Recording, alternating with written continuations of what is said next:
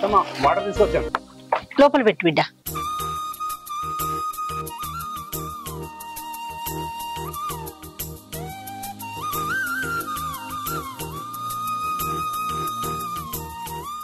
అయినా నీకెందుకు చెప్పి శ్రమ?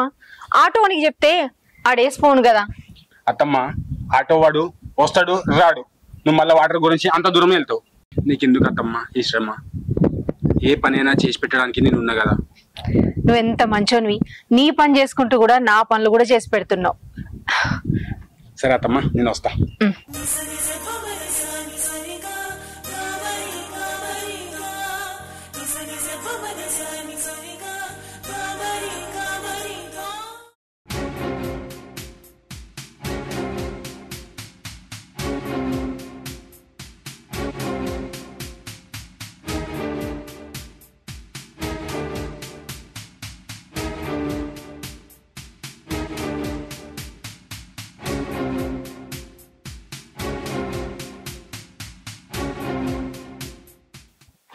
సీత గారు, సీత గారు.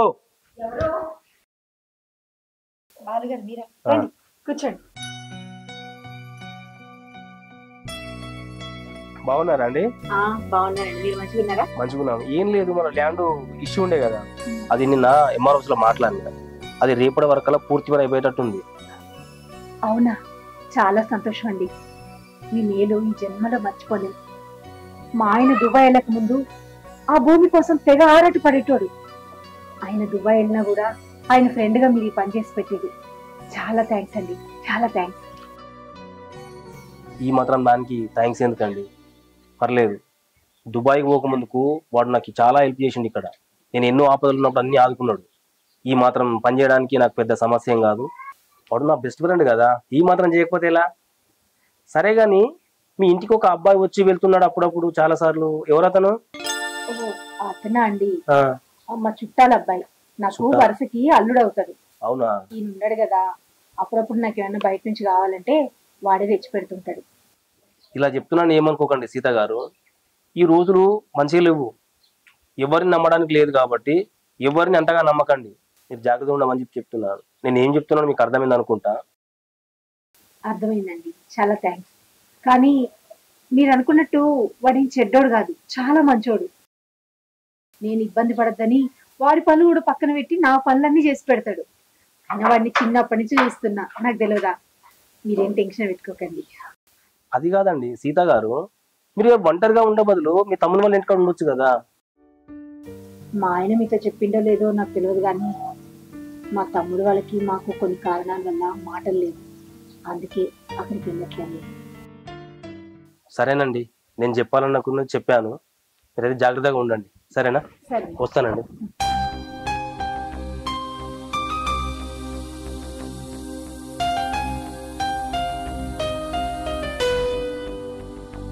నరేష్, నువ్వు పొద్దు పొద్దున వచ్చినావురా? ఏం లేదన్నా, బిజినెస్ స్టార్ట్ చేసిన. ఒక 2 లక్షల రూపాయలు తక్కువ పడతానే. జర నువ్వు దొరికి చేస్తావా అని అక్కడికి వచ్చిన. అది కరెక్టే గానీ మీ బావనే దుబాయ్లో ఉండే, ఆయనకు ఫోన్ చేసి అడగపోయినావు 2 లక్షలు. దుబాయ్లో ఉన్న వాళ్ళకు 2 లక్షలు పెద్ద లెక్క కాదు. ఫోన్ చేస్తే పంపుకోవచ్చు, ఒకసారి ఫోనే చేయి. నువ్వు చెప్పింది నిజమే అన్న. మా బావ దుబాయ్ పెట్టేటప్పుడు పైసలు అడిగిండు. నా భార్య మా బావతో లొల్లి పెట్టుకున్నది. ఇప్పుడు ఏ మొఖం పెట్టుకుని ఆడుతున్నా? నేను ఇప్పుడిప్పుడే మా అక్కతో మాట్లాడతాను. ఇప్పుడు ఎగ్జామ్ పోయి 2 లక్షలు ఇయ్యక్క అంటే ఏం బాగుంటుంది? అది కరెక్టే నరేష్, నువ్వు కూడా నన్ను నిన్న మొన్న అడగపోతే వారం రోజుల ముందు అడిగిన అయిపోవు. నేను కూడా 2 లక్షలు ఏకాయికి ఏడికెళ్ళి ఒక 15 రోజుల గడివి నాకు. ఎవరన్నా అడిగి ఏడికెళ్ళని తెచ్చి ఇస్తా. ఈ లోపు నీకు అడ్జస్ట్ అయితే చేసుకో, కాదంటావు 15 రోజులలో నేను చూస్తాను నీకు పైసలు. చేస్తానా, నా ప్రయత్నం నేను చేస్తా. నువ్వైతే మర్చిపోకుండా ట్రై చేయి. సరేనా? 10-15 రోజులు అవుతాడు చూడు. 15 రోజుల గడువు నాకు చాలు. ఎవరు నన్ను అడ్జస్ట్ చేసి 2 లక్షలు నీకు అప్పచెప్తా. సరే అన్న, మరి సరే మంచి. ఎవరిని అడగాలి పైసలు?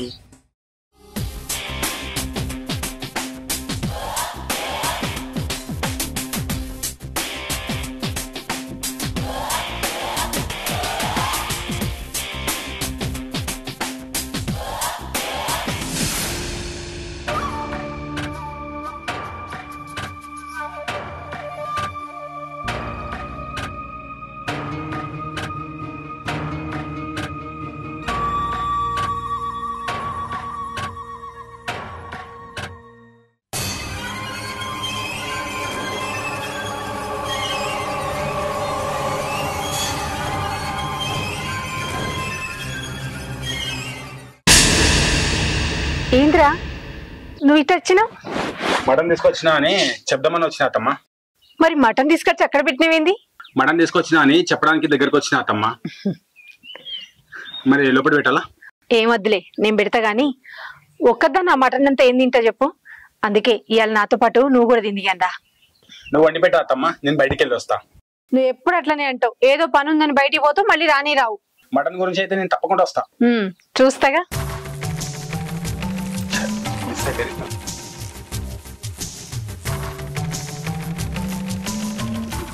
కాయలు ఒక్కట్లేవు.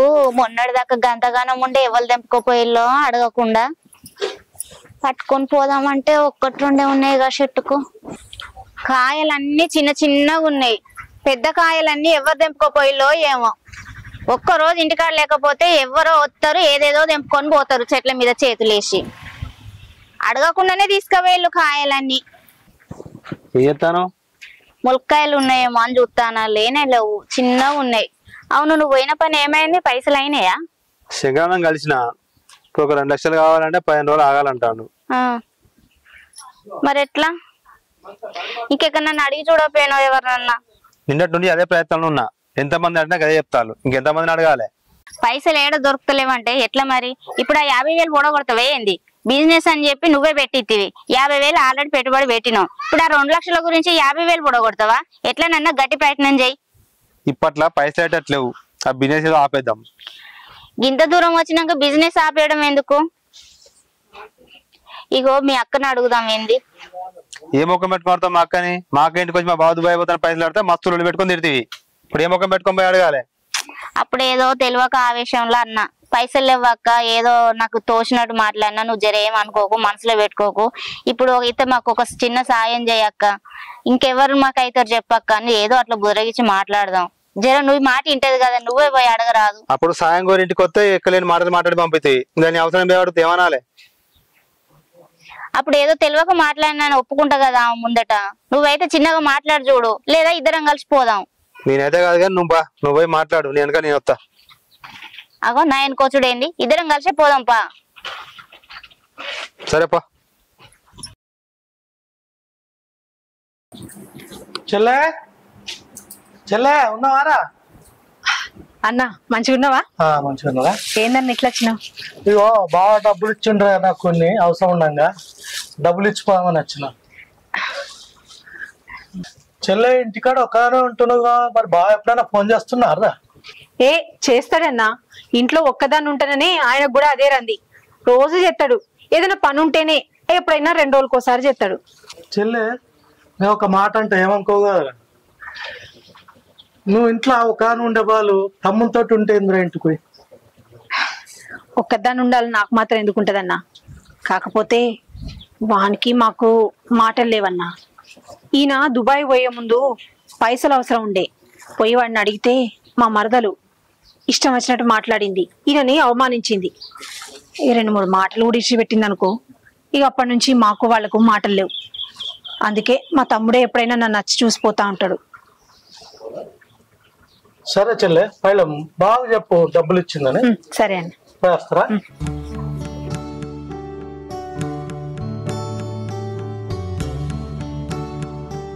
ఇప్పుడు అవసరానికి ఏదో దగ్గర తీసుకుపోతానో అది ఎట్లా అనుకుంటుందో. ఏమన్నా నరేష్ అక్క ఇంటికి పెద్దాను పోతాను. అక్కనింటికా? అదేంద్రు మీరు అక్కతో మాట్లాడదేం కదా? నేను అప్పుడప్పుడు పోయేస్తాను అక్క కాడికి, నేను మాట్లాడతా. ఏమే లొల్లి పెట్టుకొని మాట్లాడతలేదు. ఊకే లొల్లి పెట్టుకుంటే ఏం వస్తుందరా? ఏం రాదు. ఎప్పుడైతే భూమి మీదకి వచ్చినామో అందరం మంచి కలిసిమెలిసి ఉండాలి, కలిసి ఉంటారు చూసుకోవాలి అంతే. అప్పుడు ఏదో చిన్న గొడవ అయిందన్న, కానీ ఇప్పుడు కొంచెం అక్కతో అవసరం పడ్డది, కొన్ని పైసలు అవసరం పడ్డాయి. పోయి అడగనని అడుగుదామని పోతాను. చూసినావురా, అప్పుడు మీ అక్క మీ ఇంటికి వస్తేనేమో మొక్క మీదనే తిట్టేలా కొట్టిరు, పైసలు ఏమి లేవు అని చెప్పేసి. చూసినావురా ఎట్లా అవసరం ఎట్లా ఉండదు. అందుకే రా, పెంట మీద పెళ్తుడు అవసరం పడుతుందట మనిషికి. అందుకే అందరం కలిసిమెలిసి ఉండాలని చెప్పేది గందుకు. అవుగా నీ మర్చిపోయిన అడుగుడు. అడు ఎవడరా ఊకే అక్కలింటికి ఊరికి వస్తా ఉంటాడు, ఎవలా పిల్లగాడు? వాడు అన్న, వాడు మా పెద్దన్న కొడుకు. అరే వాడు మోకం చూస్తే ఉంటుంది, వాడు గడిగడిపోతాడు ఎందుకురా మరి? ఒకటే ఉంటుంది కానీ అట్లా పోయి మంచిగా చూసుకొస్తాడేమో నా సాయం చేస్తాను పోతాను. అట్లానా? ఏమో నాకు అట్లా అర్థం కాలేదు కానీ సరే సరే ఎడుగుతారు పోయిరా పోండి. సరేనా? ఇంటికి వేస్తా. సరేనా?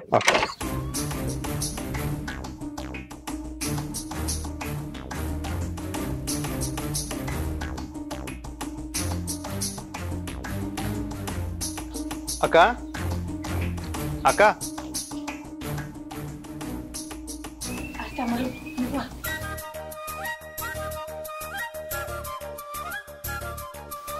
రారా కూర్చో. రా లక్ష్మి కూర్చో. ఎట్లున్నారా? బాగున్నాక బాగున్నాక నువ్వు బాగున్నావు వదినా? మంచిగా ఉన్నా. ఏమైందిరా వచ్చి మాట్లాడతలేవు? ఏం పని మీద వచ్చినావు చెప్పు. ఏం లేదక్క, నేను ఈ మధ్యలో బిజినెస్ స్టార్ట్ చేసిన. దానికోసం ఒక 2 లక్షల రూపాయలు అవసరం పడ్డాయి అక్క. నేను అడుగుదామని వచ్చినాక. 2 లక్షలా? ఇప్పటికిప్పుడు 2 లక్షలు అంటే మీ బావని అడగాలి. ఆయన ఏమంటాడో ఏమో మరి. వదినా పాతవేమి మనసులో పెట్టుకోకపోదినా, పాతయన్నీ మర్చిపోయి నువ్వు ఒక్కసారి మాకు ఎట్లనైనా సాయం చేయవదినా. నువ్వు కాకపోతే ఇంకెవరు సాయం చేస్తారు చెప్పు. అయ్యో అట్లాంటిది ఏం లేదు లక్ష్మి, అవన్నీ ఇప్పుడే మర్చిపోయినా. కదే అంత అమౌంట్ అని. ఇప్పుడు 2 లక్షలు అంటే ఇచ్చుకోలేను కానీ 1 లక్ష రూపాయలు అయితే ఇంట్లో ఉన్నాయి, అవి తెచ్చిస్తా. మిగతా పైసలు రేపటి లోపల ఎట్లా అట్లా ఏర్పాటు చేస్తా. సరే వదినా, నీ మేలు ఈ జన్మలో మర్చిపోలేను. నన్ను క్షమించు వదినా, నిన్ను అపార్థం చేసుకున్నా. అయ్యో అవన్నీ మర్చిపోమని చెప్పినా కదా, ఉండు పైసలు తీసుకొస్తా. సరే వదినా.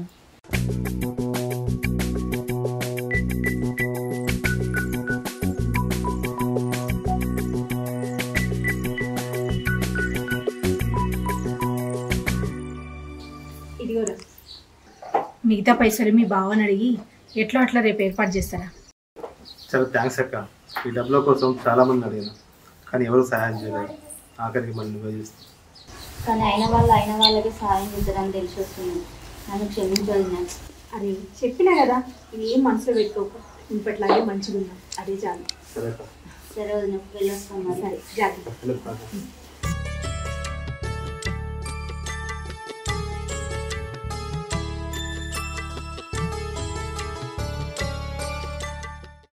అలా ఏందన్నా పిలిచినావు? అరే ఏంద్రా నువ్వు సీత వాళ్ళ ఇంటి చుట్టూ ఊకే తిరుగుతా ఉంటావు, ఏం పని లేదా నీకు? అన్నా ఏందన్నా, ఆమె మా అత్త, అప్పుడప్పుడు వెళ్ళి సాయం చేసి వస్తా. నీకేందన్నా? అరే నీ ముఖం చూస్తుంటే నువ్వు సాయం చేసిన లేక లేవురా, ఏదో తేడాగా ఉంది. నీ ఫేసే తేడాగా ఉంది. నువ్వు అక్కడ సాయం చేసినట్టు ఎట్లా అనుకుంటారా? కానీ ఏదో ఒక రోజు బిడ్డ బయట పడతా నీ భాగవతము, అప్పుడు చెప్తా, ఇప్పుడు కాదు. కానీ నీకెందుకన్నా పోనా? చూస్తున్నారా? అరే పిలిస్తే మాట్లాడితే పోతావేంద్రా? పో బిడ్డ పో, తెలుస్తుంది పో, నీ భాగవతం ఎన్నడో బయట పడుతుంది అనుకుంటున్నావు నువ్వు. నా సంగతి చూపిస్తా పో నీకు. ఎంత మంచిది బావ మీ అక్క. నేను ఏమో అనుకున్నా, ఆమెను ఎన్నిసార్లు అవమానించి మాట్లాడినా అడగగానే సాయం చేసింది. తనను అపార్థం చేసుకున్నాం మనం. ఇక నుంచి అయినా తనను మన ఇంటికి తీసుకుపోదాం. ఆమె మనతోటే ఉంటది. ఏమంటావు బావ నువ్వు? ఏం మాట్లాడుతున్నావే? ఆ రోజు ఇంటికి వస్తే ఎన్ని మాట్లాడినావు, దాన్ని ఎట్లా మాట్లాడినావు? ఇలా మన ఇంటికి రమ్మని వస్తుందా? ఎప్పటికైనా మీ అక్క మన ఇంటికి రావాల్సిందే కదా. పోదాం. సీత గారు ఇవాళ మధ్యాహ్నం మండల ఆఫీస్కి వెళ్ళాలి. ఇవాళ మన పని అయిపోతుంది, రెడీ ఉండండి. సరేనండి, ఇవాళ మొత్తానికి అయిపోతుంది కదా. మీరు ఒక సంతకం పెట్టేస్తే మీ పేరు మీకు అయిపోతుంది అంతే. సరేనా? మీరు రెడీ ఉండండి, మధ్యాహ్నం వస్తాను. ఓకేనా? సరేనండి.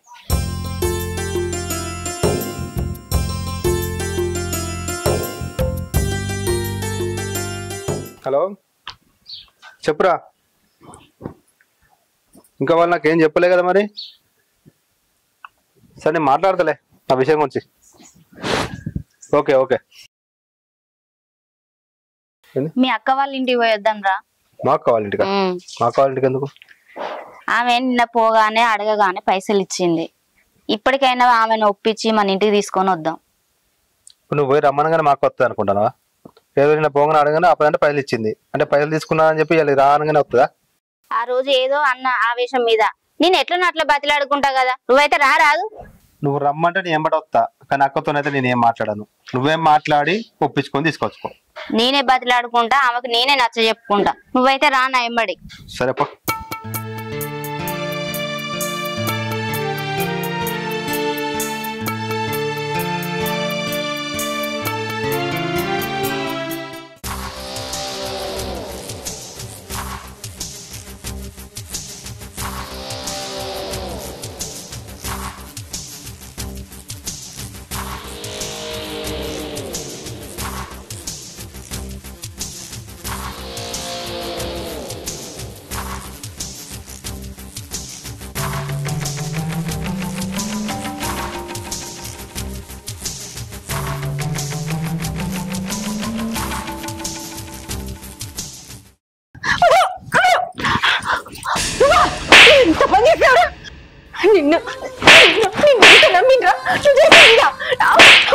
ఎంత సిగ్గు లేదురా నీకు?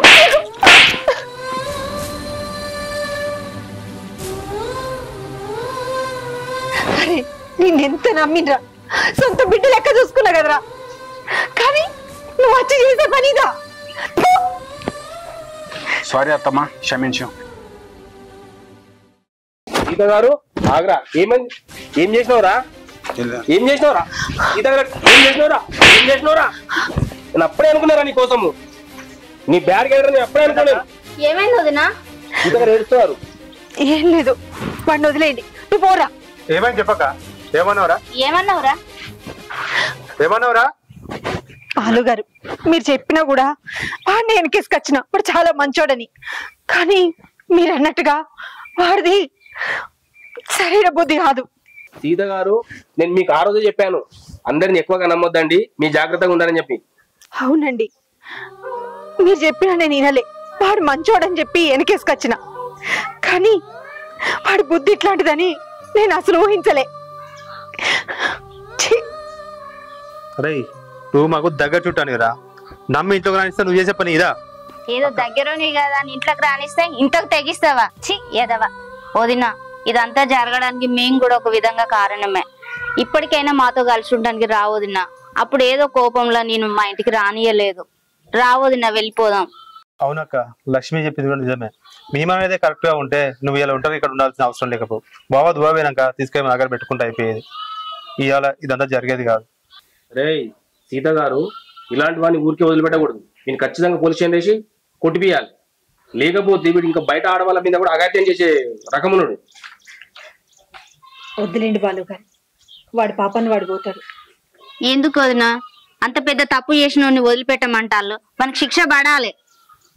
వాడు తప్పిందో వాడు తెలుసుకున్నాడు, ఇక వాడిని వదిలేయండి. వాడి వయసు అలాంటిది, ఒంటరిగా కనబడేసరికి ఏవో ఆలోచనలు వచ్చినాయి. పోరా నువ్వు. రే ఇంకొకసారి ఇంటి వైపు చూసినా, ఈ ఇంటికి వచ్చినా నీ అంతు చూస్తా. వెళ్ళిపో. సీత గారు నేను ఇంత ముందు కూడా చెప్పాను, రోజులు మంచిగా లేవండి. ఇవాళ వీడు రేపు ఇంకోడు ఇలాంటి జరగకుండా ఉండాలంటే మీరు అయిన వాళ్ళ దగ్గర ఉండే కరెక్ట్ మేడం. అర్థం చేసుకోండి. మీ తమ్ముడు వాళ్ళు వచ్చింది కదా, మీరు మీ తమ్ముడు వాళ్ళతో ఉండండి, నా మాటి నుండి. మమ్మల్ని క్షమించాక ఇక అందరం కలుసుకుందాం అక్క. మా ఇంటికి వెళ్దాం బా అక్క. అప్పుడు ఏదో మాట పట్టింపులకు ఇంట్లోకి రానియలేదు. నా తప్పు నాకు అర్థమైంది. రాకపోదాం, అందరం కలిసి ఉందాం. సరేరా, పోదాం.